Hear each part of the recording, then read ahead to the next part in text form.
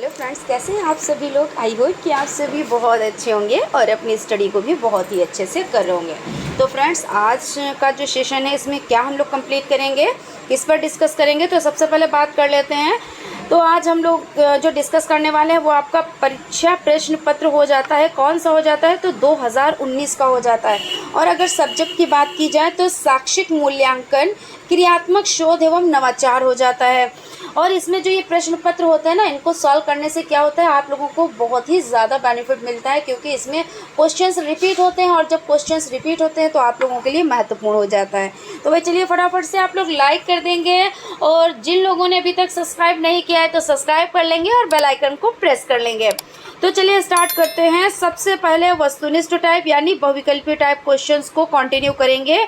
और ये कितने क्वेश्चंस हो जाते हैं, तो ये 15 क्वेश्चंस हो जाते हैं।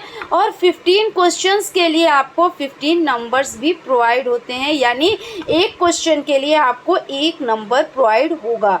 ठीक है, तो चलिए भाई फटाफट से स्टार्ट करते हैं बिना टाइम को वेस्ट किए हुए। मूल्यांकन प्रक्रिया के सोपान है। मूल्यांकन प्रक्रिया के क्या सोपान हो जाएंगे, शिक्षण उद्देश्य हो जाएगा, सीखने से उत्पन्न अनुभव, व्यवहार परिवर्तन, उपर्युक्त सभी। तो इसमें आंसर आपका उपर्युक्त सभी रहेगा, यानी कि द ऑप्शन के साथ जो लोग हैं वो बिल्कुल सही हैं। और मूल्यांकन की शैक्षिक आवश्यकता किसको होती है, तो छात्र को होती है, या शिक्षक को होती है, या अभिभावक और समाज को होती है, या सभी को होती है। तो जो मूल्यांकन की आवश्यकता होती है ना, वो सभी को होती है। तो इस तरह से जो द ऑप्शन है वो आपका राइट हो जाएगा। और इस तरह के क्वेश्चंस पर आप लोगों को ज़्यादा टाइम देना है, कि ज़रूरी नहीं होता है कि उपयुक्त सभी ही राइट हो।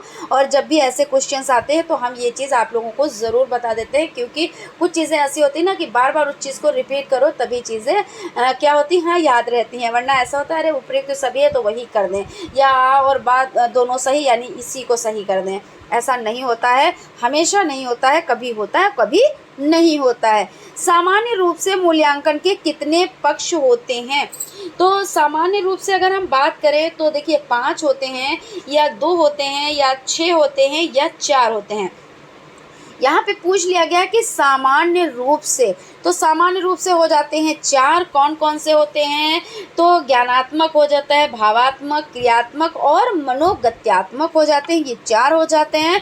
मूल्यांकन प्रक्रिया का केंद्र बिंदु होता है, तो विद्यार्थी है, अध्यापक है, विद्यालय है, प्रधानाचार्य है। तो मूल्यांकन प्रक्रिया का जो केंद्र बिंदु होता है वो विद्यार्थी हो जाता है, क्योंकि अगर विद्यार्थी नहीं तो आप मूल्यांकन किसका करेंगे, है ना। और सतत मूल्यांकन से तात्पर्य होता है सत्र में 2 बार परीक्षा लेना। सतत का मतलब ही क्या होता है, लगातार। और जब आप क्या करेंगे, जब सत्र में 2 बार परीक्षा लेंगे तो यानी वो लगातार तो नहीं हुई। तो जब लगातार नहीं हुई तो ये गलत है। सत्र में 3 बार परीक्षा, तो वही बात, यानी रोज़ नहीं कर रहे हैं, वो 3 बार परीक्षा ले रहे हैं और आपको जांच रहे हैं कि आपको कितना ज्ञान है, कितना आपको समझ में आया, कितना नहीं आया, है ना। वो चीज़ हो जाती है। सुविधा अनुसार परीक्षा लेना, वही बात आ गई कि सुविधा के अनुसार परीक्षा ले ली, और इसमें लगातार की तो कोई बात ही नहीं हुई।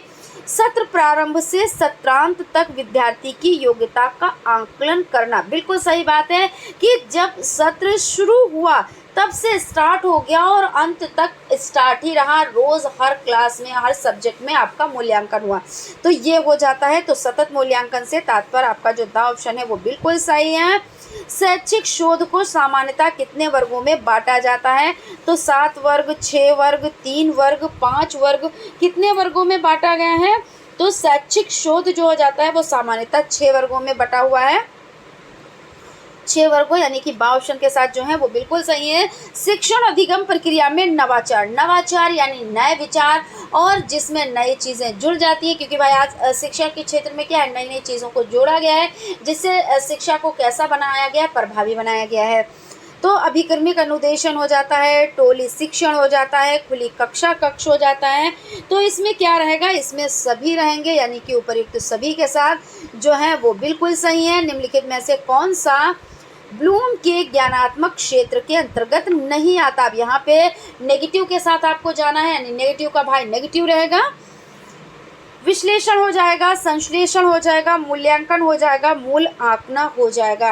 क्या हो जाएगा 8 नंबर का जो क्वेश्चन है, तो इसमें देखिए विश्लेषण है ब्लूम के ज्ञानात्मक क्षेत्र में, संश्लेषण है, यानी देखिए विश्लेषण है, संश्लेषण है, मूल्यांकन है, जितने हैं उनको हम क्या करेंगे, काट देंगे, और जो नहीं है उसी को हम सही कर देंगे, क्योंकि हमको किसके साथ जाना है, हमें नेगेटिव के साथ जाना है। ब्लूप्रिंट है, प्रश्न पत्र की आधारशिला है, शिक्षण की आधारशिला है, विद्यालय की आधारशिला है, इनमें से कोई नहीं। तो ब्लूप्रिंट जो हो जाएगा वो प्रश्न पत्र की आधारशिला हो जाएगा। इस तरह से जो आपका ऑप्शन है वो सही है। और क्या क्वेश्चन आपका हो जाएगा, क्रियात्मक शोध का मूल आधार होता है समस्या का तुरंत हल, या समस्या भी हमारी और हल भी हमारा, और सिद्धांत का निर्माण करना, या बड़ी से बड़ी समस्या का हल। तो ये तो बात सही है कि बड़ी से बड़ी समस्या का हल होता है, ठीक है। और सिद्धांत का निर्माण करना, समस्या का तुरंत हल, ऐसा तो हो ही नहीं सकता भाई, तुरंत हल तो समस्या का नहीं निकलता है। कभी कभी ऐसा होता है, कुछ समस्या ऐसी आती हैं, लेकिन यहाँ पे क्या है, समस्या भी हमारी और हल भी हमारा है। ये आपका किस में हो जाएगा, तो क्रियात्मक शोध का मूल आधार हो जाएगा। तो यही आपका ऑप्शन राइट है, यानी कि बा ऑप्शन के साथ आप लोग हैं तो बिल्कुल सही है। किसी समस्या का प्रस्तावित उत्तर कहलाता है, क्या कहलाता है, व्यतिकरण कहलाता है, समीक्षा कहलाती है, प्रत्यर्पण कहलाता है, या परिकल्पना या उपकल्पना, यानी परिकल्पना भी कहीं पे आपको दे सकते हैं, उपकल्पना भी आपको कहीं पे दे सकते हैं, है ना। तो इसमें कौन सा राइट रहेगा, किसी समस्या का प्रस्तावित उत्तर जो हो जाता है वो परिकल्पना या उपकल्पना कहलाता है। और क्रियात्मक शोध का अंतिम चरण होता है, तो क्या होता है अंतिम चरण, निष्कर्ष हो जाएगा, प्रदत्त विश्लेषण हो जाएगा, परिकल्पना निर्माण हो जाएगा, या सांख्यिकी विश्लेषण हो जाएगा। क्या हो जाएगा, क्रियात्मक शोध का अंतिम चरण। तो अंतिम चरण की अगर हम बात करते हैं तो जो आपका निष्कर्ष हो जाएगा ये बिल्कुल सही जाएगा, क्योंकि सबसे लास्ट में क्या होता है, निष्कर्ष ही निकाला जाता है, निष्कर्ष ही निकलता है, ठीक है। और अगले क्वेश्चन पे चलेंगे, दिल्ली का लाल किला किसने बनवाया था, ये किस प्रकार का प्रश्न है। अब यहाँ पे ये नहीं लिखना है कि दिल्ली का लाल किला जिसने बनवाया है, वो आपको क्या करना है, उनके बारे में ये पूछ रहे हैं, यानी किसने बनवाया, उनका नाम नहीं पूछ रहे हैं। ये किस प्रकार का प्रश्न है, यानी कि स्मृति संबंधी है, या विचारोत्तेजन है, या तर्क संबंधी है, या विकासात्मक है। तो यहाँ पे देखिए, स्मृति संबंधी का मतलब ये हो जाता है कि कोई चीज़ आपको याद रखना है ना। और विचारोत्तेजन यानी आप विचार विमर्श कर रहे हैं। तर्क संबंधी यानी आप तर्क वितर्क, जैसे भाई कोई चीज़ होती है तो आप उसमें तर्क कर रहे हैं वो चीज़। तो यहाँ पे ये हो जाएगा भाई स्मृति संबंधी हो जाएगा, क्योंकि इसको आपको क्या करना है, पहले तो आपको इसको याद करना और फिर इसको याद रखना है। तो ये स्मृति संबंधी में आएगा। और सामुदायिक सहभागिता में नवाचार है, नवाचार यानी नए विचार। तो एनसीसी हो जाएगा, स्काउटिंग हो जाएगा, रेड क्रॉस हो जाएगा यानी रेड क्रॉस संस्था हो जाएगा, उपर्युक्त सभी हो जाएगा। तो जो लोग किसके साथ हैं भाई, यहाँ पे सामुदायिक सहभागिता में नवाचार आपका हो जाएगा 14 नंबर का जो क्वेश्चन है। तो इसमें उपर्युक्त सभी के साथ जो लोग हैं वो बिल्कुल सही हैं। निम्नलिखित में से कौन वस्तुनिष्ठ प्रकार का प्रश्न नहीं है, तो यहाँ पे किसके साथ जाना है, नेगेटिव के साथ जाना है। तो बहुविकल्पी प्रश्न, एकांतर पद, लघु त्रिय प्रश्न या मिलान पद। तो ये देखिए वस्तुनिष्ठ टाइप प्रकार के जो प्रश्न हो जाते हैं वो बहुविकल्पी प्रश्न ये हैं, एकांतर पद ये हैं, और मिलान पद ये भी हैं, लेकिन लघु त्रिय प्रश्न ये नहीं है आपके। तो इसी के साथ आपको जाना है, क्योंकि आपको किसके साथ जाना था, नेगेटिव के साथ जाना था। तो भाई यहाँ पे आप लोगों के 15 क्वेश्चंस यानी कि वस्तुनिष्ठ टाइप क्वेश्चंस कंप्लीट हो जाते हैं। और ये जो आपका क्वेश्चन पेपर सोल्व किया जा रहा है यानी कि 2019 का। तो भाई फटाफट से अगर अभी तक आप लोगों ने लाइक नहीं किया तो लाइक कर दें। और इसके लिए हमें भाई बार बार कहना पड़ता है, जब कहते हैं तभी आप लोग लाइक करते हैं, और उससे पहले ही कर दिया कीजिए, वो तो आपको करना ही रहता है ना। चलिए भाई चलते हैं अति लघु उत्तरीय टाइप क्वेश्चंस पर। और अति लघु उत्तरीय टाइप क्वेश्चंस आपकी जानकारी के लिए बता देते हैं कि ये क्वेश्चंस कितने आते हैं। ये भी क्वेश्चंस आपके 15 रहते हैं और 15 नंबर्स के रहते हैं, यानी एक क्वेश्चन के लिए आपको 1 नंबर मिलता है, ठीक है। तो यहाँ पे आपका पहला क्वेश्चन हो जाएगा, मापन प्रतीक से क्या तात्पर्य है। ये आपका जो क्वेश्चन है, तो इसमें हम बात कर लेते हैं मापन प्रतीक जो होता है वो क्या होता है, इससे क्या तात्पर्य है।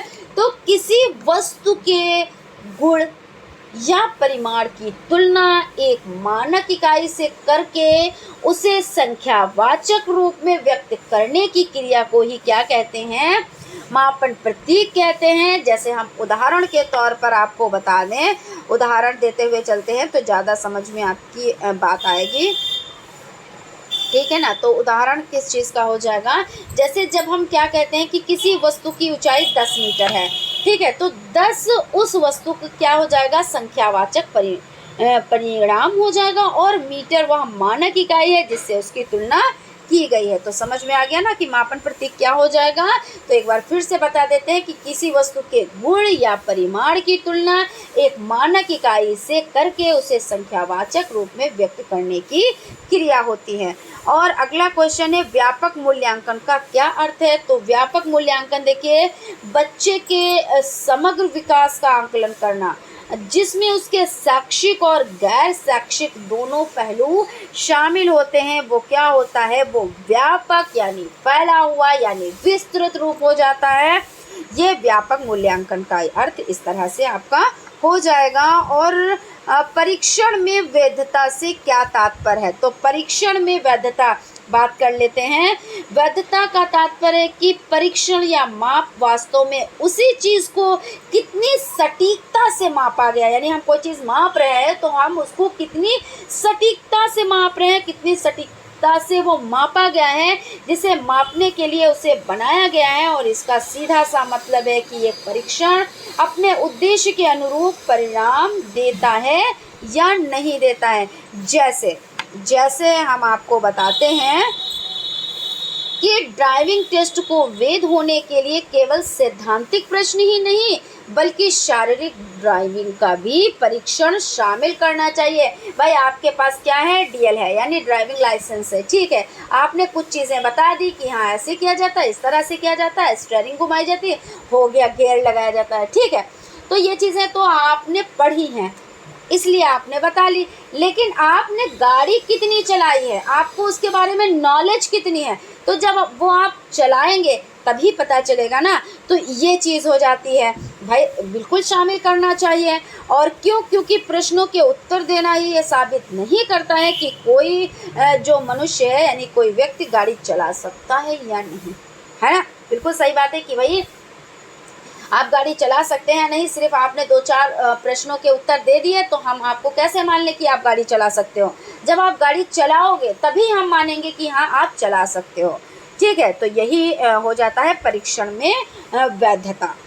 शिक्षा में नवाचार का क्या अर्थ है। तो शिक्षा में नवाचार ये होता है कि सीखने की प्रक्रिया को बेहतर बनाने के लिए नए और रचनात्मक तरीकों का उपयोग करना, यानी शिक्षा में नई नई चीज़ों को जोड़ना। जैसे शिक्षा में भी भाई हम क्या कर रहे हैं, हम एजुकेशन ले रहे हैं शिक्षा से रिलेटेड, लेकिन ऐसा नहीं कि हम एग्जाम्पल किसी और चीज़ का नहीं दे सकते, बिल्कुल दे सकते हैं। जैसे आप कुकिंग करते हैं तो उसमें क्या करते हैं, जब रेसिपी बनाते हैं तो पहले रेसिपी कैसे बनाई जाती थी, उसमें अब नए नए मसाले, नई नई चीज़ें, नए नए तरीके आए, तो उसमें क्या हुआ, नवाचार हुआ। यानी भोजन को, यानी जो आप भोजन यूज़ करते हैं, खाना खाते हैं, उसको और टेस्टी और स्वादिष्ट बनाने के लिए उसमें क्या किया, नए नए मसालों का प्रयोग किया, नई विधियों का प्रयोग किया, है ना। तो ये चीज़ हो जाती है। तो इसी तरह शिक्षा में भी जब नई चीज़ों को हम जोड़ते हैं, उसको इंटरेस्टिंग बनाते हैं, तो क्या है, बोरिंग नहीं लगती है, बल्कि उसमें मन लगता है कि हाँ हम इसको सीखें। अभी हम ही आपको एजुकेशन दे रहे हैं, आपका क्लास ले रहे हैं, आपको शिक्षा दे रहे हैं, और इस तरह से कि हमारी लैंग्वेज ही आपको समझ में ना आए और हम क्या बता रहे हैं आप वो समझ ही ना पाए तो बेकार है। लेकिन जब हम उसको नए ढंग से एग्जाम्पल दे के चीज़ों को बताते हैं तो आपकी समझ में आ जाता है ना। तो ये चीज़ हो जाती है। तो यही नवाचार हो जाता है। नवाचार यानी एक बार फिर से बता देते हैं कि सीखने की प्रक्रिया को बेहतर बनाने के लिए क्या करना है, नए और रचनात्मक तरीकों को उपयोग में लाना हो जाएगा। और शैक्षिक शोध क्या है। शैक्षिक शोध की अगर हम बात करते हैं तो बात कर लेते हैं कि शिक्षा के क्षेत्र में किए जाने वाले व्यवस्थित और वैज्ञानिक अध्ययन को कहते हैं, और जिसका उद्देश्य क्या होता है, जिसका उद्देश्य शिक्षा की प्रक्रियाओं को बेहतर ढंग से समझना, नई जानकारी खोजना, मौजूदा सिद्धांतों का परीक्षण करना और शिक्षा से जुड़ी समस्याओं का समाधान खोजना। यानी कहने का मतलब ये है कि जब आप एजुकेशन ले रहे हैं तो उसमें क्या प्रॉब्लम है, तो आप उस प्रॉब्लम को ढूंढेंगे, यानी उस प्रॉब्लम का सलूशन ढूंढेंगे। है ना। और उस प्रॉब्लम को भी कि क्यों नहीं आ रहा है, बच्चे की समझ में अगर कोई चीज़ जैसे नहीं आती है तो आप क्या करते हो, उसके बारे में जानने की कोशिश करते हो कि ये बच्चा क्यों नहीं सीख पा रहा है। ऐसा नहीं अरे होगा कोई बात नहीं, कौन सा इसे क्या करना, छोड़ो हटाओ, इतने बच्चे, इसी एक ही बच्चे को हम लेके बैठे रहेंगे और बाकी बच्चे हम उनको, ऐसा नहीं। आपको हर एक बच्चे को टाइम देना, हर एक बच्चे के बारे में समझना है कि वो अगर सीख रहा है तो बहुत अच्छी बात है, वेल एंड गुड है, लेकिन अगर वो नहीं सीख पा रहा है तो उसमें क्या प्रॉब्लम है, तो उसकी प्रॉब्लम को जानना, ये चीज़ हो जाती है ना। तो ये किस में आता है, शैक्षिक शोध में आता है। और क्रियात्मक शोध का अर्थ क्या है, स्पष्ट कीजिए। 21 नंबर का क्वेश्चन जो आपका हो जाता है। तो क्रियात्मक शोध का मतलब ये होता है कि ये एक शोध पद्धति है और जिसका एम क्या है, किसी जो भी प्रॉब्लम होती है ना, किसी भी प्रॉब्लम की एक साथ जांच और क्या करना, समाधान करना होता है। यानी क्रियात्मक शोध का मतलब अगर हम सिंपल तरीके से आपको बताएं तो इस तरह से आप समझ सकते हैं कि एक शोध पद्धति है और जिसका उद्देश्य किसी समस्या की एक साथ जांच भी करना है और उसका समाधान भी करना है। यानी आपने जांच भी कर ली और समाधान भी कर लिया, यानी कहने का मतलब ये है कि आपने उसका डायग्नोस भी कर लिया, यानी निदान भी किया और उपचार भी कर दिया, वही चीज़। अब दूसरे शब्दों में जैसा कि इसके नाम से ही क्या पता चल रहा है कि क्रियात्मक अनुसंधान है, तो एक ही समय में शोध और कार्रवाई दोनों करता है। और इस शब्द का अगर हम बात करें कि प्रयोग पहली बार किसने किया और कब किया, तो कब किया, तो 1944 यानी 1944 में। और किसने किया, तो MIT के प्रोफेसर कर्ट लेविन ने किया था। किसने किया था, तो कर्ट। क्वेश्चन आ सकता है, याद कर लीजिएगा, नोट्स बनाते हुए चलिए भाई, कर्ट लेविन। अब आप कहेंगे मैम इतने कम टाइम में हम क्या करें, तो अगर खाली आप जैसे क्लास ले रहे हो, ठीक है, और यही साथ में हाथ भी चल रहे हैं तो कितना अच्छा है। तो ऐसा तो नहीं है कि उसी टाइम में नहीं, एक्स्ट्रा टाइम आपको देना पड़ेगा, ऐसा तो नहीं है। बस आप भाई अपने पास नोटबुक भी रखिए, पेन भी रखिए, प्लस आप क्या करते रहिए, नोट करते रहिए, बस सिंपल सी बात है। अब यहाँ पे है क्रियात्मक शोध के दो प्रमुख उपकरण लिखिए। तो उपकरण कौन कौन से हो जाते हैं क्रियात्मक, यहाँ पे क्रियात्मक अनुसंधान क्या है, चक्रों पर आधारित है। और इसमें क्या कौन कौन से आते हैं, दो लिखे हैं तो हम पहले दो की बात कर लेते हैं, और भी है तो उनकी भी हम बात कर लेंगे। तो यहाँ पे आपका क्या हो जाएगा, अवलोकन, क्या हम लिख देते हैं, अवलोकन, अवलोकन हो जाएगा और ये फर्स्ट हो जाएगा। और यहाँ पे दो पूछे हैं तो यहाँ पे सेकंड हम लिख देते हैं, क्या हो जाएगा, योजना हम यहाँ पे लिख देते हैं, ठीक है ना, योजना। ये दो आपके हो गए। और कि अगर जैसे आपने अभी कहा मैम, आपने कहा है कि और भी बताएंगे, हाँ तो बिल्कुल बताएंगे भाई। जैसे कार्य हो जाता है, चिंतन हो जाता है और पुनरावृत्ति हो जाता है, ये सभी हो जाते हैं। परिकल्पना क्या है, परिकल्पना क्या है इसके बारे में बात कर लेते हैं। तो परिकल्पना एक अस्थायी परीक्षण योग्य भविष्यवाणी या अनुमान है जो किसी घटना के बारे में किया जाता है। यानी क्या होता है कि परिकल्पना, यानी कहते हैं ना किसी चीज़ के बारे में परिकल्पना कीजिए, मानिए सोचिए उसके बारे में, जैसे सपोज करिए, ऐसा होता नहीं, कहते नहीं भाई सपोज करिए, तो ये क्या है, अस्थायी परीक्षण योग्य भविष्यवाणी या अनुमान होता है कि ऐसा होगा, ऐसा होता है, ऐसा होना चाहिए, ऐसा होता ना, तो उसी को क्या कहते हैं, परिकल्पना कहते हैं। और ये क्या है, अस्थायी है और इसमें अनुमान लगाया जाता है। उसके बाद क्या है, लिखित परीक्षा की उपयोगिता लिखिए। भाई लिखित परीक्षा क्यों ली जाती है, तो बहुत से कारण हैं, हम यहाँ पे बात कर लेते हैं। तो ज्ञान, कौशल और तर्कों का आकलन करने में होता है। क्यों, क्योंकि देखिए इसमें ज्ञान भी बढ़ता है और तर्क शक्ति भी बढ़ती है और यह छात्रों की विषयों को समझने की क्षमता को मापती है। बिल्कुल मापेगी, क्यों नहीं भाई मापेगी। जब आप क्या कर रहे हैं, लिखित परीक्षा दे रहे हैं, तो आपका क्या, आपने क्वेश्चन को पहले उसको पढ़ा, फिर समझा, फिर आकर आपने लिखा, है ना। और ऐसा भी हो जाता है कि भाई लिख भी रहे हैं और आप क्या, अगर आपसे किसी ने पूछ लिया, आप फटाक से उसका जवाब भी दे रहे हैं, यानी क्या है, आपकी कितनी इंद्रियां काम कर रही हैं। तो ये चीज़ अच्छी हुई ना, ये विधि अच्छी हुई है। लेकिन वो बात अलग की है कि अब जो ये विधि हो गई ना, उसको कुछ ज़्यादा ही कर दिया गया है, क्या कि बच्चे को बिल्कुल रट्टू तोता बना दिया गया कि बस रटने रटने रटने। लेकिन अब है जो कुछ टाइम से रटने पे थोड़ा सा क्या किया गया है, उस पर रोक लगी है, बच्चे को समझकर चीज़ों को खुद से करना है, वो चीज़ ज़्यादा बेहतर है ना। और परीक्षा का मतलब ये नहीं होता है कि बच्चा पढ़ते पढ़ते उसका लास्ट कहते नहीं आ जाए और वो हो ही ना पाए कंप्लीट, वो चीज़ नहीं होती है। लेकिन लिखित परीक्षा अच्छी मानी जाती है। क्यों? क्योंकि भाई इसमें तर्क शक्ति का आकलन होता है और विषय में क्या होती है, मजबूत पकड़ बनती है। तो चीज़ें अच्छी, कहते नहीं कि पानी ही मान लीजिए, यहाँ पे ये चीज़ मैंने बोली तो इसके बारे में मैं एक चीज़ और बता देती हूँ एग्जाम्पल, कि जैसे पानी है, अगर ज़्यादा है तो भी आपको नुकसान कर देगा और कम है तब भी आपको नुकसान करेगा। कैसे? अगर ज़्यादा है, मान लीजिए आप पानी के अंदर हैं और वो आप कि क्या है, नाक के ऊपर पहुंच गया, समझ लीजिए आप डूब गए, समझ लीजिए, है ना। ऐसे होता, तैरना नहीं आता, डूब गए, यानी ज़्यादा पानी क्या है, आपके लिए नुकसान है। और कम यानी आपके प्यास लगी और आपको पानी नहीं मिला है तो आप क्या है, तभी आपकी मृत्यु हो सकती है। तो ये चीज़ें, हर चीज़ अपनी लिमिट में अच्छी होती है। तो जो ये विधि है, अगर ये भी लिमिट में है तो ठीक है, लेकिन बहुत ज़्यादा तो कोई भी चीज़ नहीं ठीक है ना। तो यहाँ पे क्या हो जाता है, इसकी अभिव्यक्ति को सुधारती है और क्या करती है, आलोचनात्मक सोच को प्रोत्साहित करती है, ये विधि हो जाएगी। और सामाजिक कौशल मूल्यांकन के उपकरण कौन कौन से हैं, तो यहाँ पे बात कर लेते हैं कौन कौन से उपकरण हो जाएंगे।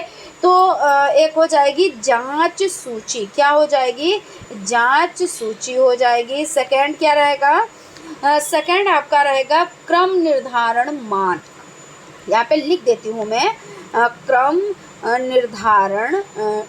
निर्धारण मान हो जाएगा। और थर्ड क्या हो जाएगा, संख्यात्मक पैमाने, क्या हो जाएगा, संख्यात्मक, यहाँ पे इसको संख्यात्मक पैमाने हो जाएगा, नोट करते रहें आप लोग। और रूब्रिक्स और स्वयं मूल्यांकन पत्रक शामिल है। और क्या है, इन उपकरणों में साक्षात्कार, आत्म रिपोर्ट, प्रश्नावली और कंप्यूटर अनुकूली परीक्षण जैसी तकनीकें भी शामिल होती हैं। उसके बाद अगला क्वेश्चन क्या रहेगा, सामाजिक दृष्टिकोण से मूल्यांकन की आवश्यकता क्यों है, लिखिए। तो सामाजिक दृष्टिकोण से मूल्यांकन की आवश्यकता, यहाँ पे समझ लेते हैं भाई, समाज में सुधार लाना और नीतियों और कार्यक्रमों को प्रभावशीलता का आकलन करना और व्यक्तियों के सामाजिक और भावात्मक विकास को समझना और सामाजिक समस्याओं को हल करने के लिए प्रभावी समाधान योजना, इसके लिए ये हो जाएगा सामाजिक दृष्टिकोण में मूल्यांकन की आवश्यकता इन्हीं के लिए होती है। और मांसपेशियों एवं आंगिक गतिविधियां मूल्यांकन के किस पक्ष से संबंधित होती हैं, तो शारीरिक और कार्यात्मक स्वास्थ्य के मानव प्रदर्शन के मूल्यांकन से संबंधित होती है। किससे संबंधित होती हैं, एक बार फिर से हम बता देते हैं कि शारीरिक और कार्यात्मक स्वास्थ्य के मानव प्रदर्शन के मूल्यांकन से संबंधित होती हैं। 28 नंबर का क्वेश्चन आपका क्या रहेगा, तो 28 नंबर का जो क्वेश्चन हो जाएगा, मौखिक अभिव्यक्ति के साधन कौन कौन से हैं। तो मौखिक अभिव्यक्ति, जैसे आप बातचीत करते हैं, है ना, ये आपका हो जाएगा। आप कहानी कहते हैं, कहानी सुनाते हैं, कविता पाठ करते हैं, भाषण देते हैं, समाचार वाचन हो जाता है, वाद विवाद हो जाता है, नाटक हो जाते हैं, ये सभी क्या है, मौखिक अभिव्यक्ति के ये साधन हो जाएंगे। और उसके बाद है उपचारात्मक शिक्षण की कोई 2 विधियाँ लिखिए। तो उपचारात्मक यानी आप बच्चे की कमियों को जांच के उसका इलाज कर रहे हैं, यानी उसमें जो भी कमियां निकली तो उसको किस तरह से सही किया जा रहा है, यानी आप उसका उपचार कर रहे हैं। तो इसमें कौन कौन सी हो जाती है, तो फर्स्ट आपका हो जाएगा व्यक्तिगत विधि हो जाएगी। और सेकंड कौन सा हो जाएगा, सेकंड आपका सामूहिक विधि हो जाएगी। ये दोनों विधियाँ हो जाएंगी उपचारात्मक शिक्षण की, ठीक है, क्लियर है ना। और तो फ्रेंड्स फटाफट से भाई, अगर अभी तक आप लोगों ने लाइक नहीं किया तो लाइक कर देंगे और चैनल को सब्सक्राइब नहीं किया तो प्लीज़ सब्सक्राइब भी कर देंगे और बेल आइकन को प्रेस कर लेंगे। टेलीग्राम चैनल से जुड़ेंगे जहां पे आपको फ्री PDF नोट्स भी प्रोवाइड हो जाएंगे। और अगला क्वेश्चन है क्रियात्मक शोध की शिक्षा में आवश्यकता बताएं। तो क्रियात्मक शोध की शिक्षा में क्या आवश्यकता है, इस पर भाई बातचीत कर लेते हैं। या शिक्षकों को अपनी शिक्षण विधियों को सुधारने, छात्रों की समस्याओं का समाधान करने और क्या हो जाता है, और साक्ष्य आधारित निर्णय लेने में मदद करता है। इस तरह से ये क्रियात्मक शोध हो जाता है। इसमें क्या होता है, जो छात्र होते हैं उनकी जो समस्याएं होती हैं उनका समाधान करने में, है ना, तो जहाँ पे समाधान किया जा रहा है तो वो विधि तो बहुत ही अच्छी विधि मानी जाती है। और शिक्षकों को क्या करना है, शिक्षकों को अपनी शिक्षण विधियों को सुधारने, यानी भाई शिक्षक अगर पढ़ा रहा है और बच्चा सीख नहीं पा रहा है, पढ़ नहीं पा रहा है, तो ऐसी क्या वजह है जो बच्चा नहीं सीख पा रहा है, तो वो अपनी शिक्षण विधियों में सुधार करेगा कि अगर हम इस तरीके से पढ़ा रहे हैं तो बच्चा नहीं समझ पा रहा है, तो हम कुछ ऐसी विधि अपनाएंगे जिससे बच्चा सीख भी जाए और क्या हो, वो समझ भी जाए और चीज़ें क्लियर भी हो जाएं। ये भी चीज़ होती है ना, और बच्चे का मन भी लगे। ऐसा नहीं है कि बच्चा एक दिन स्कूल आया और आपने ऐसी विधि पढ़ा दी तो बच्चा बोर हो गया, दूसरे दिन स्कूल आने का नाम ही नहीं ले रहा है। आपको इस तरह से बच्चे को पढ़ाना है कि बच्चा आने के लिए क्या, रोज़ आने के लिए अपने आप से खुद तैयार हो जाए कि मुझे स्कूल जाना है, स्कूल में बड़ा मज़ा आता है, ऐसा बोले, है ना। वही तो अच्छी शिक्षण विधि होती है, जहाँ पे बच्चा सीखे भी, खेल भी खेले और क्या है, स्कूल आने के लिए हमेशा क्या रहे, तैयार रहे। भाई छुट्टी वाले दिन भी बच्चा क्या बोले, हमें आज स्कूल जाना है, वही विधि तो बेस्ट होती है। तो भाई यहाँ पे तो आपका क्या, जो वस्तुनिष्ठ टाइप क्वेश्चन है वो भी कंप्लीट हो गए, जो अति लघु उत्तरीय टाइप क्वेश्चन है वो भी कंप्लीट हो गए। और आपको हम लघु उत्तरीय क्वेश्चन देखिए यहाँ पे दिखाई देते हैं, आप लोग देख लें। बाकी जो ये क्वेश्चंस के आंसर हम अगले क्लास में लेकर आएंगे, ठीक है। तो फ्रेंड्स, आई होप आप लोगों को सेशन पसंद आया होगा, और भाई सेशन पसंद आया है तो लाइक वाइक तो कर ही दीजिए फटाफट से। तो फिर मिलते हैं अगले क्लास में। Thank you.